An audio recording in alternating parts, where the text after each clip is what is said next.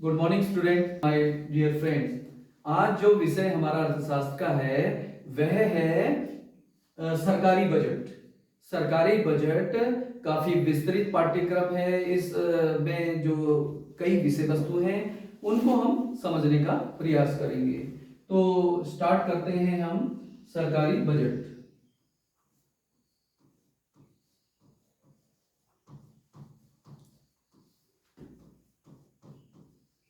देखिए, सरकारी बजट ये शब्द आया कहां से, तो हम इस पर चर्चा करते हैं। तो सरकारी, जो जैसे सरकारी का अर्थ समझते हैं गवर्नमेंट। सरकारी माने गवर्नमेंट। गवर्नमेंट जो किसी भी देश की सरकार है वो कैसा बजट लाती पूरे देश के लिए। जैसे एक व्यक्ति का बजट होता है, जो बजट रेखा समीकरण ये हमने वेस्टी में पढ़ा था। इस साल हम पढ़ने जा रहे हैं समष्टि में सरकारी बजट, पूरे देश का बजट। तो वो सरकार का जो बजट है, यानी कि क्या विवरण, आय और व्यय का विवरण। किसका विवरण? आय और व्यय का। कैसी आय? सार्वजनिक आय। कैसी? सार्वजनिक। सार्वजनिक आय और सार्वजनिक व्यय। व्यय। इनकी बात हो रही है। इनका जो ब्यौरा है, इनका जो संबंध है या इनकी जो व्यवस्था है, मैनेजमेंट है, यह क्या कहलाता है? बजट। तो अब हम समझते हैं ये शाब्दिक अर्थ आया कहां से। ये जो शब्द आया है ये फ्रेंच भाषा के, अंग्रेजी में जो बजट आया ये फ्रेंच भाषा के बजटे से लिया गया है। किससे लिया गया है? बजटे से। बजटे शब्द है। हाँ, ये अंग्रेजी भाषा में आया, बजटे शब्द फ्रेंच भाषा के बजटे शब्द से। और अंग्रेजी में ये बन गया BUDGET। इसका अर्थ क्या होता है? चमड़े का थैला या बटुआ। चमड़े का थैला या बटुआ। और उसी में पैसे वगैरह रखते थे, व्यवस्था होती थी। तो यही अंग्रेजी के किस में बदला? बजट। अंग्रेजी के बजट में बदल गया। अब हम एक सामान्य सा अर्थ समझने की कोशिश करते हैं अपने शब्दों में कि सरकारी बजट जो है यह क्या है? सार्वजनिक जो आय है और सार्वजनिक व्यय है उसका एक विवरण है। वो हम उसका डॉक्यूमेंटेशन कर रहे हैं, उसे बता रहे हैं कि हमारी क्या योजना है, क्या करेंगे, आय और व्यय का कैसा, उसमें कहां से आय प्राप्ति होगी, कहां व्यय होगा, उसकी व्यवस्था क्या कहलाती है? सरकारी बजट कहलाता है। अब रेने स्टोन की एक परिभाषा ले लेते हैं। किसकी परिभाषा? Renee stone. बजट एक ऐसा प्रपत्र है, शब्द है बजट एक ऐसा प्रपत्र है जिसमें सार्वजनिक आय और सार्वजनिक व्यय का नियोजित व्यवस्था की जाती है। यानी कि प्लान किया जाता है, पैसे पहले से प्रिलिमिनरी प्लान होती है ये चीजें कि क्या हम, कहां से हम आय प्राप्त करेंगे, कहां से हम व्यय प्राप्त करेंगे। तो रेने स्टोन ऐसी परिभाषा देते हैं, यह बजट एक ऐसा प्रपत्र है जिसमें सार्वजनिक आय एवं सार्वजनिक व्यय का योजनागत क्या होता है? व्यवस्था होती है। अब हम आते हैं उद्देश्य। क्या पढ़ना चाह रहे हैं? बजट के उद्देश्य। बजट के उद्देश्य।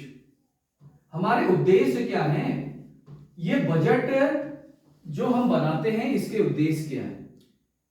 सरकारी बजट बन रहा है, देश का बजट बन रहा है, इतनी मेहनत कर रही है, इतनी सरकारी फंक्शनरी लग रही है, तो इसके उद्देश्य होते हैं सबसे पहला आर्थिक विकास। क्या? आर्थिक विकास। देश का आर्थिक विकास कैसे किया जाए, कहां किया जाए, किस राज्य को पैसा दिया जाए, किस चीज में पैसा लगाया जाए, संसाधनों का कुशलतम उपयोग कैसे हो, ये सब चीजें इस बजट में तय होती है किस क्षेत्र में विकास किया जाए। सेकंड, क्या किया जाता है? जो संपत्ति है, आय का पुनर्वितरण भी किया जाता है। क्या किया जाता है? आय का पुनर्वितरण। आय का पुनर्वितरण भी होता है।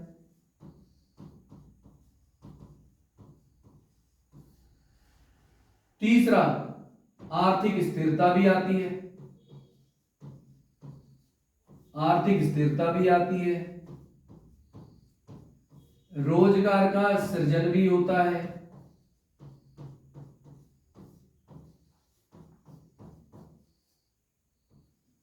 रोजगार का सृजन। इस तरह से देखिए हम आय का वितरण कैसे किया जाता है, पुनर्वितरण कैसे होता है। देखिए ये कैसे होता होगा आय का पुनर्वितरण? सरकार जिसके पास अधिक पैसा है उस पर ज्यादा टैक्स लगा देती है और पैसा वसूल कर लेती है। गरीब लोगों के लिए जैसी उनकी आवश्यकता होती है, रोजगार के क्षेत्र में सड़क बनाना, बिजली व्यवस्था करना, स्कूल खोलना या अस्पताल खोलना, ये सब आय का पुनर्वितरण कर दिया जाता है ताकि समाज में समानता और अच्छी व्यवस्था बनी रहे। आर्थिक स्थिरता, आर्थिक कभी उच्चावचन होता है, कभी तेजी आती है, कभी आर्थिक मंदी आती है, तो आर्थिक स्थिरता लाने में भी बजट मदद करता है। ऐसे ही रोजगार का सृजन भी बजट के द्वारा किया जाता है। कहीं बहुत बड़े बड़े सार्वजनिक उपक्रम खोल दिए गए, कहीं डैम बनाए गए, तो उससे कई रोजगार दिए भी जाते हैं और कई अन्य रोजगार भी उत्पन्न हो जाते हैं। इसके अलावा क्षेत्रीय विकास, क्या करना, देश में अलग अलग राज्य हैं, अलग अलग क्षेत्र हैं, उनका भी विकास क्या करना, और क्षेत्रीय विकास के साथ विषमता को भी दूर करना, क्षेत्रीय विकास करना। ये सब पॉइंट है। अन्य पॉइंट भी हम अन्य जोड़ सकते हैं। इसकी हम देखें, दो हिस्से होते हैं। क्या होते हैं? दो हिस्से बनाए जाते हैं। सबसे पहले सरकारी प्राप्तियां, क्या? सरकारी प्राप्ति। हाँ, बजट की प्राप्तियां लिख लेते हैं, या सार्वजनिक आय, सार्वजनिक आय या प्राप्तियां, सार्वजनिक प्राप्तियां, दो हिस्से बना रहे हैं। और यहां पे सार्वजनिक व्यय, ये होगा व्यय। इसे हमने, ये अभी आपके लिए ऐसा लग रहा है कि दो ही शब्द लिखे, लेकिन इसमें काफी कुछ पढ़ना है। इसके अंतर्गत भी काफी विषय उपविषय आते हैं। अब देखिए, सार्वजनिक प्राप्तियां हैं, तो ये कैसी प्राप्तियां हो सकती हैं? राजस्व प्राप्तियां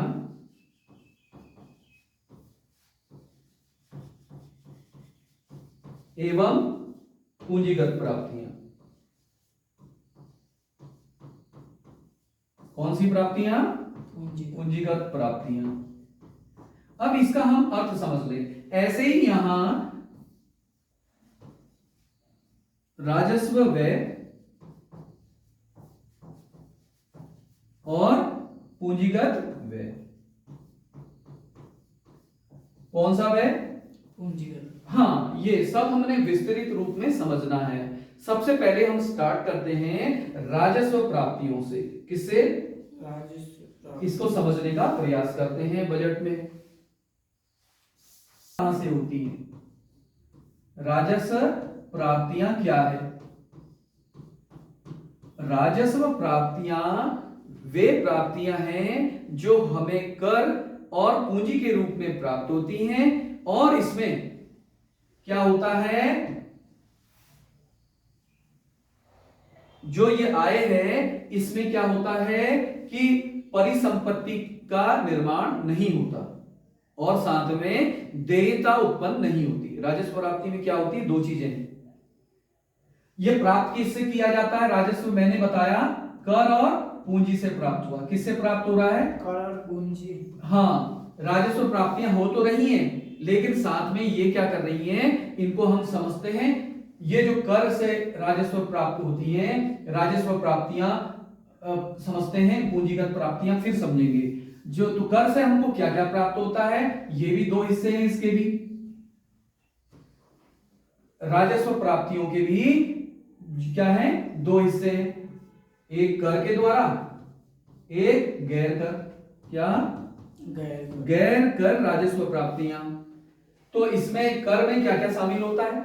हमको जो राजस्व प्राप्तियां हो रही हैं करों के माध्यम से, ये कौन कौन सी होती हैं बताइए। सबसे पहले आय कर के रूप में आय प्राप्त होती है। किस रूप में? आय कर के रूप में प्राप्त होती है। दूसरा किसके रूप में होती है? निगम कर। कौन सा? निगम कर। तीसरा संपत्ति कर। क्या कर?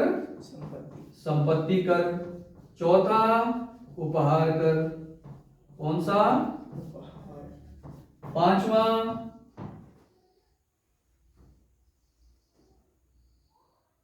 उत्पाद शुल्क।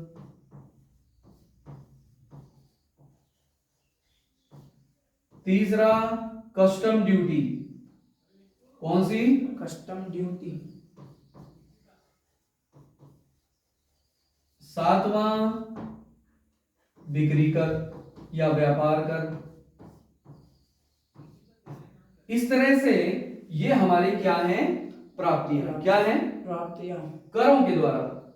लेकिन आजकल ये तीनों चीजें जैसे ये हैं और भी कई चीजें किसमें शामिल कर दी गई हैं, इसको बोलते हैं हम जीएसटी। क्या बोलते हैं? जीएसटी। सबको एक में मिला दिया है। हालांकि डिपार्टमेंट अभी भी काफी है, सेल टैक्स है, एक्सरसाइज डिपार्टमेंट है, लेकिन अब इसे सारे टैक्सों को किसमें बदल दिया। ये कस्टम ड्यूटी कौन सा है? तटकर। क्या है ये? तटकर है। ये वस्तु पर लगाया जाता है। बिक्री कर है, व्यापार कर है, इनको बदल के एक नाम दे दिया। क्या नाम कर दिया है? जीएसटी। अच्छा, ये सरकारी बजट प्रस्तुत कब होता है? ये प्रस्तुत होता है कब से कब तक के लिए होता है? 1 अप्रैल से लेकर 31 मार्च तक। कब तक? 1 अप्रैल से 31 मार्च तक। लेकिन प्रस्तुत कब किया जाता है? ये प्रस्तुत पहले ये होता था 28 फरवरी में। कब? 28 फरवरी में या 29 कभी वर्ष में पड़ती थी, तब ये प्रस्तुत होता था। रेल बजट अलग होता था और उसके बाद जो हमारा बजट है, सामान्य बजट है, वह प्रस्तुत होता था। लेकिन आज की स्थितियां कैसी हैं? आज क्या है? 2017 से। कब से? 2017 से ये प्रस्तुत हो रहा है 1 फरवरी को। कब प्रस्तुत होता है? 1 फरवरी। हाँ, वित्त मंत्री श्रीमती सीतारमण ये प्रस्तुत करा था इन्होंने। और ये 2017 से प्रस्तुत कब हो रहा है? कितने बजे से हो रहा है? 2017 से कब प्रस्तुत किया जा रहा है? ये 1 फरवरी से प्रस्तुत किया जा रहा है। तब से 1 फरवरी में ही आ रहा है। और रेल बजट और सामान्य बजट को मिला दिया गया है। पहले ये अलग अलग प्रस्तुत होते थे। ये सामान्य बजट 28-29 में आता था, उससे पहले रेल बजट आता था। और आजकल इसको क्या कर दिया गया साथ में? पेपरलेस। क्या कर दिया गया बजट को? पेपरलेस। तो ये सब चीजें हमने देखनी है। और ये जो कर लिए जाते हैं, ये कर राजस्व प्राप्तियां हैं। तो कर, ये राजस्व प्राप्तियों में जो ये राजस्व प्राप्तियां हैं, इसमें क्या होता है? परिसंपत्ति का निर्माण नहीं होता। शब्द कौन से हैं? सुनो ध्यान से। एक तो परिसंपत्ति का निर्माण नहीं होता। क्या इसका मतलब क्या है? परिसंपत्ति जनरेट नहीं होती, यानी कि हमारे पास कुछ ऐसा नहीं होगा। जैसे सरकार है, सरकार कुछ ऐसा नहीं कर रही है जिससे उसकी परिसंपत्ति बढ़ जाए या कम हो जाए। दूसरी, देयता उत्पन्न नहीं होती। क्या नहीं होती उत्पन्न? देयता उत्पन्न नहीं होती। क्या मतलब होता है? जैसे सरकार कर वसूलेगी ना, आय कर, बिक्री कर, तो उसके बदले में उसे देना नहीं है जनता को, सामान्य जनता को हम कुछ नहीं देते, या जिससे हमने टैक्स लिया है उसको देंगे नहीं कुछ वापस में। ये सरकार तो कर क्या है फिर? जो इस तरह के कर लगते हैं, इसका अभिप्राय हम समझने की कोशिश करते हैं। हमने राजस्व प्राप्ति का अर्थ समझा, हमने करों के प्राप्त। अच्छा, गैर कर भी समझ लेते हैं। गैर कर क्या है? गैर कर प्राप्ति जो होती है या जो इस तरह से होती हैं, ये क्या, इसमें क्या क्या आता है? फीस, दंड, जुर्माना, लाइसेंस एवं परमिट। क्या? परमिट। लाइसेंस एवं परमिट। इसके अलावा सार्वजनिक उपक्रम। क्या? सार्वजनिक उपक्रम। और साथ में उपहार। क्या? उपहार, चाहे वो विदेशों से कहीं से भी आए हों। लाइसेंस, परमिट हो गया, फीस, दंड, जुर्माना हो गया, और जब्त संपत्ति। और क्या है? जब्त संपत्ति। ये 5 पॉइंट हैं जो हमको गैर कर से प्राप्त होते हैं। इससे, इन पॉइंटों से उपहार, फीस, दंड, जुर्माना, लाइसेंस एवं परमिट, सार्वजनिक उपक्रम, 5 जब्त संपत्ति, इनसे प्राप्त हो रही है। तो ये क्या कहलाएगी? कौन सी आय कहलाएगी? गैर कर राजस्व। समझ में आया? जी सर। अब हम समझते हैं कि ये आयकर या जो कर है, कर से क्या अभिप्राय है, और कर राजस्व पढ़ा, तो इसमें शब्द जब कर राजस्व प्राप्त कर रहे हैं तो कर का अर्थ क्या है? कर का अर्थ समझते हैं। कर से हमारा अभिप्राय यह है कि यह एक अनिवार्य एवं आवश्यक अंग है जो जनता आवश्यक रूप से सरकार को देती है। किसको देती है? सरकार को। हाँ, तो इसको हम कैसे भी कह सकते हैं, लोक सत्ता द्वारा। किसके द्वारा? लोक सत्ता द्वारा। लोक सत्ता द्वारा जो एक अनिवार्य रूप से या आवश्यक अंश लिया जाता है और यह क्या करता है, इसके बदले में सरकार को देयता नहीं होती। सरकार बदले में कुछ देती नहीं कि कर लिया है तो हमको आपको ये पैसा दे रहे हैं, तो कर देयता कुछ नहीं होती और ये अनिवार्य और अंशदान आवश्यक अंशदान होता है और ये लोक सत्ता द्वारा लिया जाता है और इससे जनता के लिए हितकारी काम किए जाते हैं। यह क्या है? कर। कर है। समझ में आ गई परिभाषा?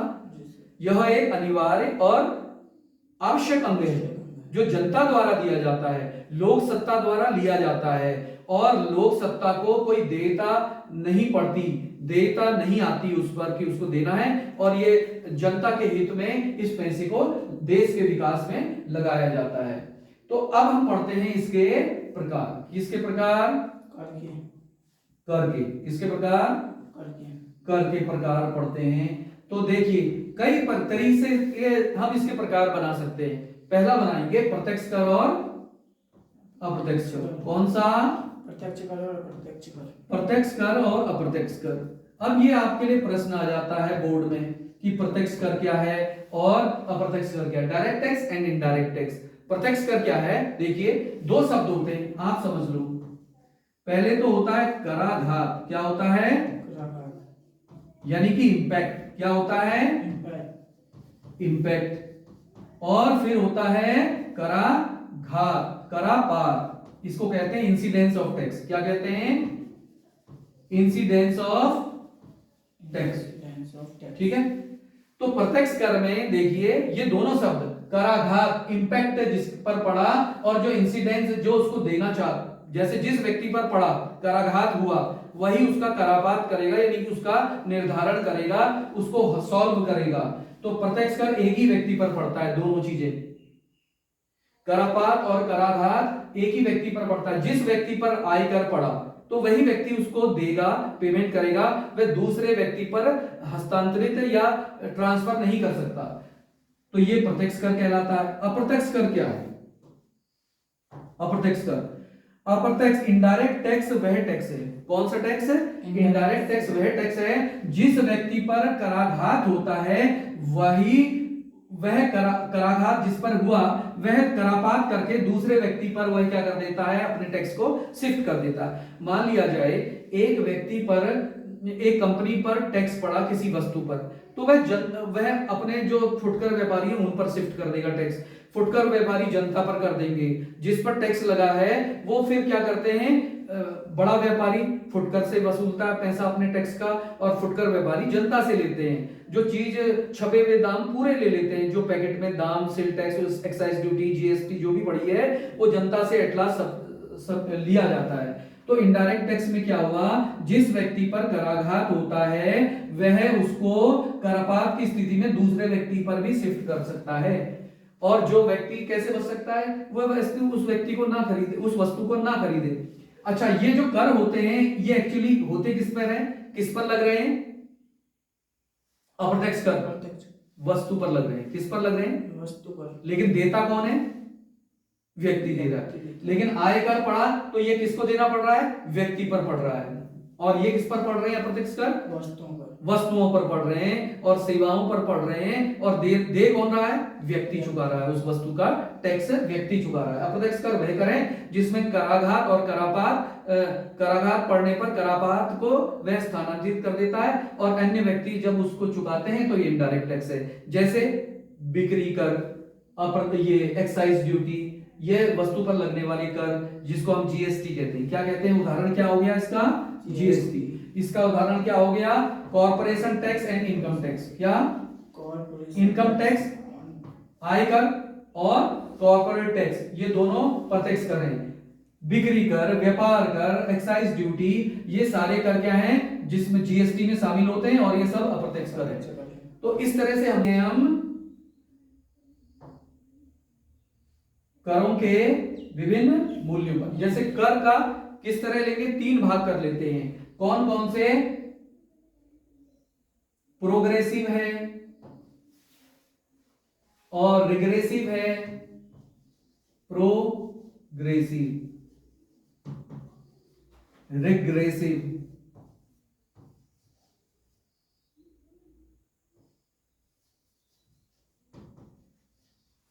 कर, प्रोपोर्शनल, आनुपातिक कर, क्या, अनुपातिक कर, अनुपातिक कर, प्रोपोर्शनल, ये तीन हमारे पास कर हैं। क्या हैं, तीन प्रकार के कर हैं, इनको हमने समझना है। मान लिया जाए प्रोपोर्शनल क्या होगा, आपकी इनकम 10 रुपए, यहां क्या लिखे हैं रुपए, और पढ़ने वाला कर 10 रुपए पर 10 रुपए कर, 100 रुपए कर लो 10% का कर, और 1000 की इनकम हो गई तो 20%, सॉरी इसमें 10% ही बना रहेगा। क्या बना रहेगा, 10% ही। 10% बना रहेगा। तो ये क्योंकि क्या है हमारा आनुपातिक कर है, क्या है, अनुपातिक कर। अब 10,000 इनकम है तो भी 10%, अगर 1 लाख इनकम है तो भी 10%। 10%। ये क्या कहलाते हैं, ऐसे कर आनुपातिक कर होते हैं। हर व्यक्ति देश का, चाहे वो 100 रुपए कमा रहा है या लाख कमा रहा है, उसको 10% देना है। तो ये कर अनुपातिक कर कहलाते हैं। तो हम इसको कैसे बोलेंगे, अनुपातिक कर वह कर होते हैं जिसमें कर एक ही दर से लगाया जाता है, चाहे आय कम हो चाहे ज्यादा। अब हम समझते हैं प्रोग्रेसिव कर को, किसको, प्रोग्रेसिव कर को समझते हैं। प्रोग्रेसिव कर क्या होते हैं, यहां पे प्रोग्रेसिव कर वह कर होते हैं, या प्रगतिशील कर वह कर होते हैं जिसमें आय बढ़ने के साथ साथ करों की दर भी बढ़ती जाती है। मान लिया जाए आय है 100 रुपया, 1000 रुपया, 10,000 रुपया, 1 लाख रुपया, लेकिन जो कर की दर होंगी, कर की दर होंगी 10%, 20%, 30%, 40%। कभी भी आप इस तरह का देखेंगे कहीं अर्थव्यवस्था में देश ने अपनाई हुई है ये टैक्स की व्यवस्था, कम आय पर कम दर से टैक्स लगेगा और अधिक आय पर अधिक दर से टैक्स लगेगा, यह कहलाती है प्रगतिशील कर।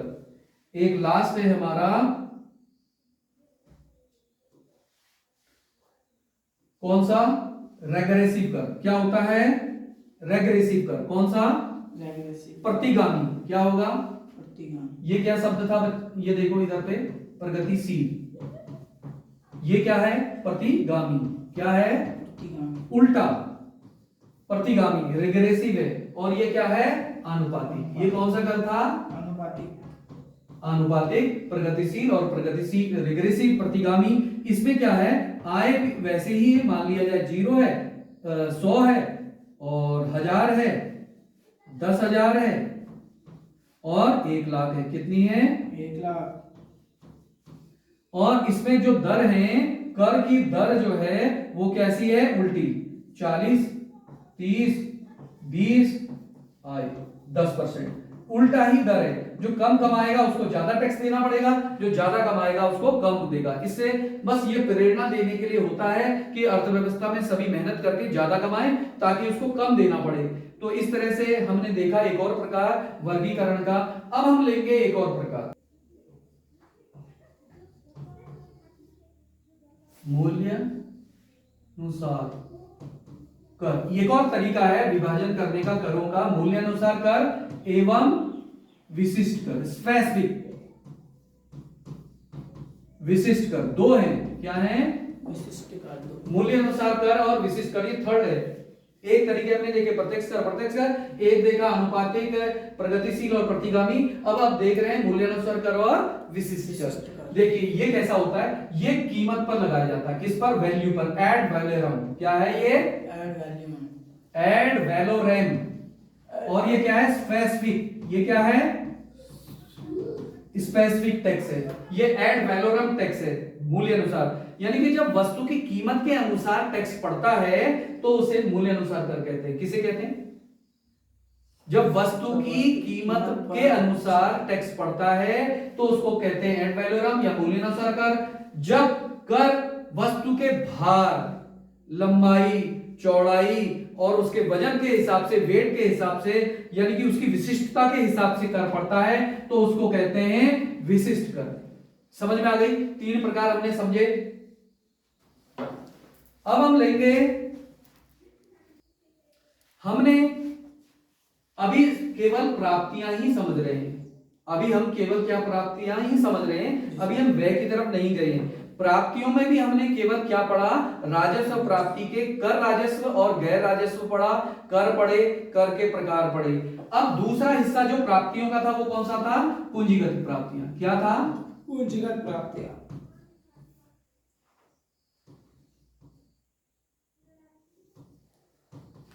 तो ये क्या है?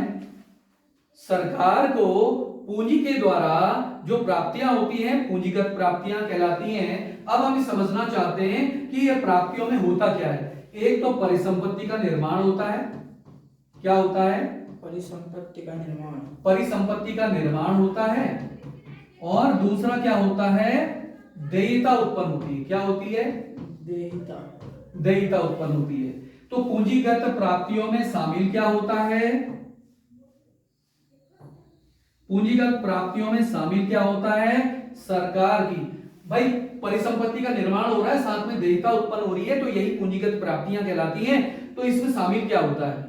ऋणों की वसूली। क्या होता है? सरकार ने ऋण दिया हुआ है तो ऋण की वसूली करेगी तो उसको इनकम होगी।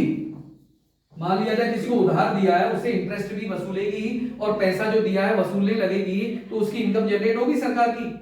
तो पूंजीगत प्राप्तियां, सरकार ने अपना पैसा किसी को उधार दिया है, देश को, विदेश को या सार्वजनिक उपक्रमों को, उससे ऋणों की वसूली करेगी तो पैसा प्राप्त होगा नहीं? जी सर।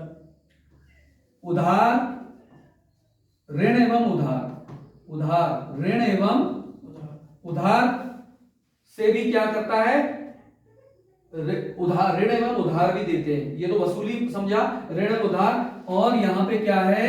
विनिमय पत्रों का बिक्री, विनिमय पत्रों की खरीद फरोख्त, विनिमय पत्रों के या अंश पत्रों की का विनिमय। क्या विनिमय? खरीद भी सकते हैं, बेच भी सकते हैं। क्या कर सकते हैं? खरीद भी सकते हैं और बेच भी सकते हैं। आय कमानी है तो बेच के आय ले लेंगे। तो देखिए, अगर ऋण या उधार देती है सरकार तो बदले में परिसंपत्ति, उसको कुछ देना पड़ रहा है। यहाँ पे राजस्व की तरह नहीं है, कर वसूला और कुछ बदले में देना नहीं पड़ रहा जनता को। वहां कुछ नहीं था देना, कर वसूल लिया, दिया कुछ नहीं कर के बदले में। लेकिन यहां है, यहां पे अगर सरकार ने उधार दिया या सार्वजनिक उपक्रम से उधार लिया, किसी निजी आदमी से सरकार ने उधार लिया तो उसको टैक्स देगी, इंटरेस्ट देगी। अगर सरकार ने किसी को उधार दिया है तो ऋण लेगी, उससे इंटरेस्ट भी लेगी वापस। तो यह क्या है? अपनी इनकम जनरेट कर रही है पूंजीगत प्राप्तियों से। सरकार के पास बॉन्ड्स हैं, शेयर्स हैं, सरकारी जो बड़े बड़े उद्योग धंधे हैं उसको निजी आदमियों को शेयर बेचे तो शेयर बेच के उसकी क्या करेंगे? शेयर बेचेंगे तो इनकम होगी, और शेयर खरीदेंगे तो इनकम देनी पड़ेगी। कुछ ना कुछ देना भी हो रहा है, सरकार देना लेना कर रही है और परिसंपत्ति भी जनरेट हो रही है, कुछ ना कुछ संपत्ति जुड़ रही है इससे, बिल्कुल जुड़ रही है। तो दोनों चीज होती हैं। तो यही क्या होती है? पूंजीगत प्राप्तियों से हमारा अभिप्राय यह है कि जिसमें ऋणों, ऋणी उधार और ऋणों की वसूली, विनिमय पत्र, अंश पत्रों का बिक्री और उनका विनिमय किया जाता है, जिसमें सरकार की परिसंपत्ति का निर्माण भी होता है और देयता भी होती है। हमने राजस्व प्राप्तियों में ऐसा कहा था, इसका उल्टा, परिसंपत्तियों का निर्माण नहीं होता राजस्व प्राप्तियों में और देयता भी नहीं होती। यहां हम ऐसा कह रहे हैं कि निर्माण भी होता है और देयता भी होती है। यही क्या होती है? पूंजीगत प्राप्तियां होती हैं और इस तरह से ये इसमें निर्माण होता है। तो हम समझ चुके हैं प्राप्तियों वाला हिस्सा। कौन सा चीज समझ चुके हैं? प्राप्ति। अब हम पढ़ेंगे व्यय की तरफ, सार्वजनिक व्यय समझेंगे। कौन सी चीज समझेंगे? सार्वजनिक व्यय। देखिए, जो भी व्यय होता है वो क्या होता है? वो चीज क्या कहलाती है? जो सरकार ने व्यय करनी है, आय प्राप्त कर ली, क्योंकि बजट तो दोनों का अंश होता है, आय और व्यय का ब्यौरा होता है, उसका प्रपत्र होता है। लेकिन आय तो हमने समझ ली कहां से सरकार आय कमाती है। अब हम समझा सरकारी जो व्यय है वह क्या होगा, योजना व्यय होगा। कैसा व्यय, योजना व्यय। एवं दूसरा गैर योजना व्यय, यानी कि पंचवर्षीय योजना या एक वर्षीय योजना या सरकारी बजट में जो व्यय इसके अंदर आता है। कोई पैसा हमको बिना योजना के भी लगाना पड़ता है अर्थव्यवस्था में, तो वो गैर योजना व्यय है। योजना व्यय में भी कौन कौन से आएंगे, एक आएगा राजस्व व्यय और एक आएगा गैर राजस्व व्यय। इसमें आते हैं केंद्र सरकार का व्यय। कौन से सरकार का, केंद्र सरकार का व्यय। दूसरा आता है संघ एवं राज्य क्षेत्रों का व्यय। किसका, संघ एवं राज्य क्षेत्रों का व्यय। व्यय। इसमें भी केंद्र का पूंजीगत व्यय। कौन सा है, गैर नहीं लिखना पड़ेगा, इसको लिखना पड़ेगा पूंजीगत व्यय। क्या लिखना पड़ेगा, पूंजीगत व्यय। पूंजीगत व्यय। और ये क्या होगा, केंद्र सरकार का पूंजी व्यय। केंद्र सरकार का पूंजी व्यय। पूंजी व्यय। और साथ में किसका, राज्य सरकार का पूंजी व्यय। संघ शासित का, राज्य का पूंजी व्यय। पूंजी पर जो लगाया है वो इसमें शामिल हो जाएगा। लेकिन गैर योजना व्यय में भी जो राजस्व व्यय है वो क्या क्या होगा, और पूंजीगत व्यय क्या होगा, ये समझते हैं। राजस्व में आएगा रक्षा व्यय। क्या आया, रक्षा व्यय। इसके अलावा ब्याज वसूली पर व्यय। किस पर, वसूली पर। ब्याज वसूली पर व्यय। या तीसरा आएगा इसके अलावा आर्थिक सहायता। क्या आएगा, आर्थिक सहायता। चौथा क्या आएगा, आर्थिक सामाजिक सेवाएं। क्या आएगा, आर्थिक सामाजिक सेवा। और क्या आएगा, पुलिस। क्या आएगा, पुलिस। फिर छठा क्या आएगा, पेंशन। क्या आएगा, पेंशन। ये सभी चीजें क्या हैं, राजस्व के व्यय हैं, गैर योजना व्यय हो रहे हैं। सामाजिक सेवाएं, आर्थिक सेवाएं और रक्षा व्यय। इस तरह से इस पूंजीगत व्यय में क्या आएगा, सार्वजनिक उपक्रमों को जो ऋण दिया जाए। किसे, सार्वजनिक उपक्रमों वो ऋण दिया जाए। ऐसे ही केंद्र को जो ऋण दिया जाए, किसको, केंद्र एवं राज्यों को जो ऋण दिया जाए। इसके अलावा विदेशियों को कोई ऋण दिया जाए। इसके अलावा रक्षा पूंजी। कौन सी पूंजी, रक्षा पूंजी। ये इतनी और अन्य क्या क्या है इसमें पूंजीगत व्यय में, गैर योजना के अंतर्गत जो सार्वजनिक उपक्रमों को ऋण दिया जाता है। किसे, पब्लिक एंटरप्राइजेस, सरकारी जो भी एंटरप्राइजेस है उनको ऋण दिया जा रहा है, या केंद्र और राज्यों को ऋण दिया जा रहा है, या विदेशियों को, कोई विदेशी देश है उसको हम ऋण दे रहे हैं हमारे देशवासी, या फिर रक्षा पूंजी है। ये सभी क्या बनाते हैं, पूंजीगत व्यय। रक्षा पूंजी कोई बनाई जा रही है, डिफेंस के लिए कोई चीजें खरीदी जा रही हैं, सब गैर योजना व्यय में शामिल होता है। अब हम समझते हैं नए विषय को।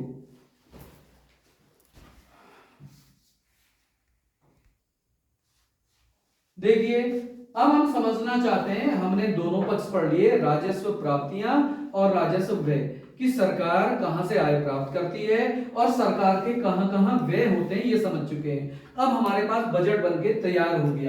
हम अब समझ रहे हैं महत्वपूर्ण विषय वस्तु कि भाई बजट हमारा बन चुका है, हमको राजस्व प्राप्तियां प्राप्त हो चुकी हैं, हमें राजस्व प्राप्तियां प्राप्त हो चुकी है, पूंजीगत प्राप्तियां प्राप्त हो चुकी है, और व्यय वाला पक्ष भी हमको राजस्व व्यय और पूंजीगत व्यय, ये हम समझ चुके हैं। हमें क्या करना है फिर, हमें यह समझना है कि अब दोनों के इस्तेमाल से बजट कैसे काम करता है। कौन, बजट। बजट कैसे काम करता है। इसके दो हिस्से मैंने बताए थे शुरू में, सार्वजनिक आय और सार्वजनिक व्यय। सबसे पहले हम लेते हैं संतुलित बजट। क्या लेते हैं, संतुलित बजट।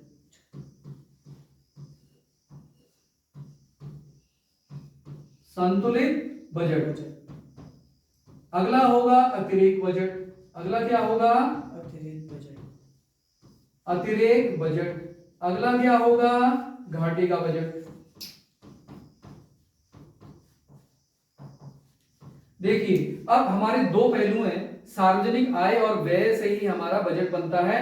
तो संतुलित बजट कभी भी कब कहलाएगा? जबकि इसके सार्वजनिक व्यय हम पहले लिख लें या बाद में लिखें, जो भी करना है, एक फैक्टर इसका पहले लिखेंगे। चलो मान लिया जाए सार्वजनिक व्यय आप यहां लिख रहे हैं सभी में,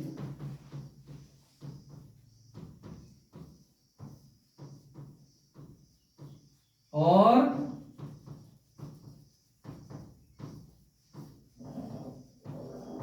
सार्वजनिक आय आप इस ओर दिखा रहे हैं, मान लिया जाए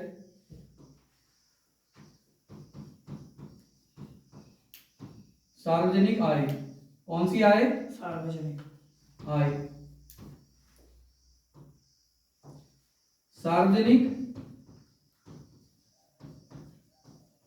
आय। सार्वजनिक आय कहने का मतलब बजट में यही दो पहलू होते हैं, इसी का प्रपत्र बजट होता है और इसकी एक नियोजित व्यवस्था रखी जाती है हर वर्ष। तो इसमें बताइए, मान लिया जाए संतुलित बजट कब कहलाएगा? जब इसके बीच में क्या निशान हो? बराबर। जितनी सरकार ने आय प्राप्त की उतना ही व्यय हो जाता है, तो ये कहलाता है सार्वजनिक बजट का, सरकारी बजट का संतुलित बजट। कौन सा बजट है ये? संतुलित है, जितनी आय उतना व्यय। अब हमको बताना है अतिरेक बजट। अतिरेक से ऐसा लग रहा है कि हमारे पास पैसा बच गया, तो ऐसी स्थिति में क्या होगा? सार्वजनिक आय ज्यादा होगी और सार्वजनिक व्यय कम होगा। तो इसको किस सिंबल से दिखाएंगे? ग्रेटर देन से। किसको? ग्रेटर देन किसकी तरफ जाएगा बताइए निशान? सार्वजनिक आय की तरफ, और ऐसा उसका चिन्ह रहेगा। मान लिया सार्वजनिक आय यहां लिखी रहती, व्यय यहां लिखा रहता, तो ये चिन्ह जो इस तरह का है ये इस तरफ होता, ठीक है ना, कहीं भी लिखा हो। अब मान लिया जाए सबसे लास्ट में घाटे का बजट। सार्वजनिक व्यय इसमें क्या होगा? घाटा हो रहा है, यानी कि हमारी आय से ज्यादा व्यय है, इसको हम ऐसे दिखाएंगे। ये तीन बजट हैं, इसको बतलाने के लिए आप ऐसा मत कर देना, माइनस मत कर देना इसको। भाई माइनस नहीं कर रहे हैं, हम बता रहे हैं ये संतुलित है, ये ग्रेटर देन है इसमें आय, और इसमें ये लेस देन है। तो हमारी जो संतुलित बजट, इसको अगर हम परिभाषित करना चाहें वाक्य में, शब्दांश में, तो कैसे बताएंगे? संतुलित बजट वह बजट है जिसमें सार्वजनिक आय बराबर होती है सार्वजनिक व्यय की। किसके बराबर होती है? सार्वजनिक व्यय के बराबर। बैठिए। और अतिरिक्त बजट जो होता है उसमें क्या होता है? सार्वजनिक व्यय और सार्वजनिक आय में अंतर होता है, सार्वजनिक आय ज्यादा होती है। इसको बताएंगे कैसे? अतिरिक्त बजट से हमारा अभिप्राय यह है जिसमें सार्वजनिक आय अधिक होती है सार्वजनिक व्यय से, यही अतिरिक्त का बजट कहलाता है। घाटे का बजट को बोलेंगे कैसे लैंग्वेज में? घाटे के बजट का अभिप्राय यह है जिसमें सार्वजनिक आय की बजाय सार्वजनिक व्यय अधिक होता है, ठीक है। अब हम इसको समझना चाहते हैं। ये शब्द आता है बजटी घाटा। क्या आता है? बजटी घाटा। बजटी घाटा। तो इसमें क्या आएगा? सार्वजनिक व्यय ग्रेटर होता है। कौन ग्रेटर होता है? सार्वजनिक व्यय। व्यय ज्यादा होता है किससे? सार्वजनिक आय से। ये आपका सिंपल फंडा है कि ये बजटी घाटा कहलाएगा कि सार्वजनिक व्यय ज्यादा है और वो सार्वजनिक आय से, तो ये क्या कहलाएगा? बजटी घाटा। अच्छा, लेकिन अगर हम कहें कि बताइए राजस्व घाटा क्या? अगर हम कहें राजस्व घाटा क्या है, अभी मैंने थोड़ी देर पहले बताया था कि हमारे दो पक्ष होते हैं। बताया था कि हमारे जो भी सरकारी बजट है, इसके सरकारी बजट के दो पक्ष होते हैं। मैंने बताया था कि भाई राजस्व प्राप्तियां होती है ना, प्राप्तियां होती हैं और व्यय होता है। इसके भी दो भाग होते हैं, राजस्व और पूंजीगत।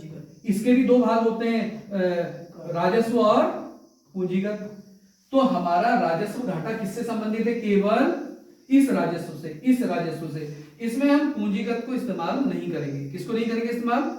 पूंजीगत को इस्तेमाल नहीं करेंगे। तो ये हमको क्या मिलेगा? राजस्व घाटा। तो हम लिखेंगे राजस्व व्यय माइनस राजस्व आय। कौन सा? राजस्व आय। अच्छा, अब आप बोलेंगे इसको आप कितना और विस्तार दे सकते हैं, इसको बहुत आगे तक ले जा सकते हैं। मैंने इसमें क्या बताया, राजस्व आय है तो कर की आय और गैर कर राजस्व आय बताई थी। अगला आते हैं हम राजकोषीय घाटा। ये क्या नया शब्द है? ये तो इससे मैच कर रहा है। तो राजस्व घाटे में क्या होता है कि यह क्या होता है, बजटीय घाटा। कौन सा? बजटीय घाटा प्लस उधार और अन्य देयताएं। उधार और क्या करना है उसे? प्लस क्या करना है? प्लस करना है, उधार और अन्य देयताएं। यानी कि सरकार जो पूंजीगत रूप से ऋण बांटती है, उससे कोई उधार है या कोई देयताएं हैं वह जुड़ जाएंगी, तब ये सब इंडिकेटर है शब्द। हमको ये समझाने में मदद करता है राजकोषीय घाटा कि भाई देश की वास्तविक स्थिति क्या है। इसको सरकार क्या करती है इनके द्वारा। अगर आपसे पूछा जाए राजस्व घाटा क्या इंडिकेट करता है या राजकोषीय घाटा क्या इंडिकेट करता है, तो आप बताएंगे राजस्व घाटा, राजकोषीय घाटा यह बताता है, यह वह दर बताने की कोशिश करता है कि सरकार को अब कम खर्च करना चाहिए कि अधिक खर्च करना चाहिए, जो ऋण है बांटना चाहिए या नियंत्रण कितना रखना चाहिए। ये सब वो इंडिकेटर हैं जो देश को बताते हैं कि अब आपने क्या करना है। तो इससे जब हम इसको निकालते हैं, सरकार को स्पष्ट रूप से पता होता है कि इसकी दर कितनी है, हम पिछले साल से कितना आगे गए हैं, कितना हमने ये इसमें रोकथाम करनी है, कितना नियंत्रण करना है। ये क्वेश्चन जनरेट हो जाता है कि क्यों हम राजस्व कोषीय घाटा निकालते हैं, क्या किसको इंडिकेट करता है। तो ये भी क्वेश्चन हो गया। अब लास्ट में एक और सूत्र है प्राथमिक घाटा। क्या है? प्राथमिक घाटा। प्राथमिक घाटा। तो इसमें क्या आएगा?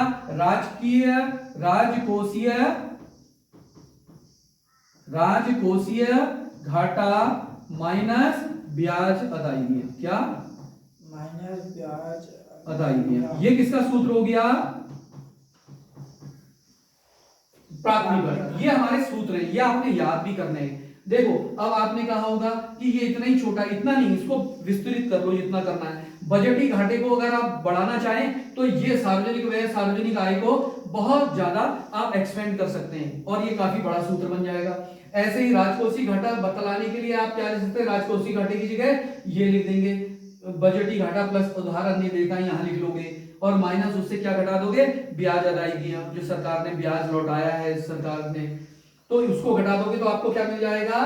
प्राथमिक घाटा। ठीक है, तो आपके ये सूत्र हैं, इनको याद भी करना है, समझना भी है और न्यूमेरिकल भी आ जाते हैं छोटे मोटे परीक्षा में। तो इसके अलावा अब हम क्या समझना चाहते हैं कि ये तो उससे क्या फर्क पड़ेंगे? सरकार के हस्तक्षेप, ये समझिए सरकार के बजट के द्वारा सरकार का हस्तक्षेप करना राजकोषीय नीति में, मौद्रिक नीति में कितना आवश्यक है। तो हम मानते हैं इसके नेगेटिव पक्ष भी हैं और पॉजिटिव भी। में सरकार जो भी करती है आर्थिक विकास, जो लाभ कमाने के लिए प्राइवेट सेक्टर काम कर रहे हैं, सरकार के हस्तक्षेप से क्या पता वहां न्यू टेक्नोलॉजी में विकास ना हो पाए। सरकार के हस्तक्षेप से सार्वजनिक कल्याण के काम किए जाते हैं, निजी क्षेत्र के द्वारा ऐसा नहीं किया जाता है। तो सरकारी हस्तक्षेप से क्या हो सकता है? असंतुलन पैदा हो सकता है। अब देखते हैं कि अगर सरकारी बजट के माध्यम से सार्वजनिक जो नियंत्रण रखती है उसे क्या फायदे होते हैं। निजी क्षेत्र को आर्थिक सहायता दे सकती है, सार्वजनिक उपक्रमों को बढ़ावा दिया जा सकता है, पूरी देश के हित में कार्य करती है सरकार बजट के माध्यम से, देश के कल्याणकारी योजनाएं बनाई जा सकती है, आर्थिक विकास किया जा सकता है। आर्थिक नीति निर्धारण के द्वारा सरकार क्या कर सकती है? हस्तक्षेप करके वसूल सकती है, कर लगाए जा सकते हैं, प्रगतिशील कर जैसी भी आवश्यकता होती है इस तरह से। तो इस तरह से हमारा यह क्वेश्चन है। एक मान लिया जाए आपसे पूछा जा सकता है, एक नियोजित अर्थव्यवस्था है, कौन सी प्लान्ड इकोनॉमी किसी देश में अपनाई जाती है जहां पंचवर्षीय योजनाएं होती हैं, तो उस देश में सरकार कैसे अहम भूमिका अदा कर सकती है। सबसे पहले अगर नया देश है तो वह क्या करेगी? टैक्सेशन शुरू में अनुकूल रखेगी जनता के, जब देश विकास करने लगेगा तब टैक्स बढ़ाएगी, देश हित में योजना बनाएंगी, उनको आर्थिक मदद दी जाएगी जो भी उपक्रम है उनको, और जो भी बजट में सहायता प्रदान करेगी। तो नियोजित अर्थव्यवस्था के माध्यम से सरकार क्या कर सकती है? एक देश का विकास कर सकती है शुरुआत में, और मदद देकर अर्थव्यवस्था को मजबूत बना के आगे बढ़ सकती है। तो इस तरह से सरकारी बजट एक देश में बहुत महत्वपूर्ण भूमिका अदा करता है। Thank you.